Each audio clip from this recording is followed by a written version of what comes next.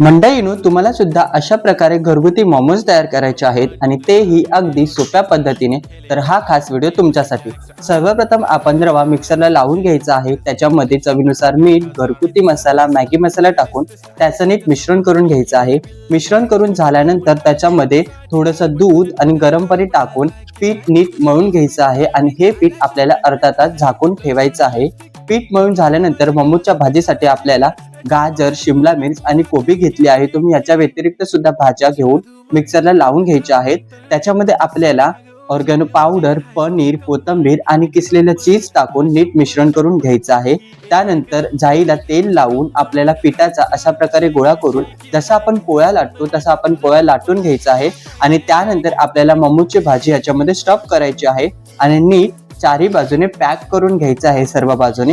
त्यानंतर आपल्याला अशा प्रकारे डिझाईन करून घ्यायची आहे. त्यानंतर मित्रांनो, बारीक गॅसवर एका टोपात पाणी घेऊन त्यावर जाळी ठेवायची आहे आणि हे सर्व मोमोज त्यामध्ये ठेवून झाकून 10 ते 15 मिनिटं ठेवायचे आहेत आणि मस्तपैकी स्टीम करून घ्यायचे आहेत. तयार आहे आपले व्हेज मोमोज. तर मित्रांनो, असेच इंटरेस्टिंग रेसिपी पाहण्यासाठी आपल्याला नक्की सबस्क्राईब करा.